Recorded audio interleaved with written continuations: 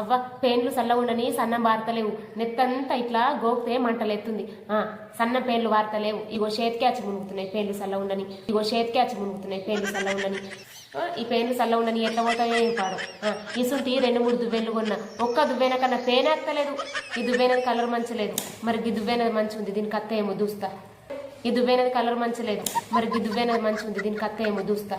దీనికి కూడా అత్తలేవు, దువ్వెలు సల్లగుండని ఎన్ని కొన్నా కానీ పేర్లే అత్తలేవు. ఇక మంది అంటారు బక్క ఉన్నావు అని అంటారు. తిన్నట్టు పేర్లకే పోతుంది, ఏడికెళ్ళి దొడ్డైతిగా. వాళ్ళన్న చూడమందమన్నా కానీ ఒక్కోళ్ళన్నా చూడరు. మళ్ళా ఒకటి ఇట్లా కాదు. ఇక మా అక్కకు ఫోన్ చేస్తా, మా అక్కకు ఫోన్ చేసి మా అక్కకు అడుగుతా, చూస్తుందేమో. హలో అక్క, ఉన్నవా ఇంటికాడ? అబ్బా పేన్లు అవైనా సుత్తవా ఎత్తడు. అస్తా హైదరాబాద్ అయితే ఏముంది, బొంబాయి అయితే ఏముంది, ఫ్రీ బస్సే కదా అత్తనే, ఫ్రీ బస్సే కదా.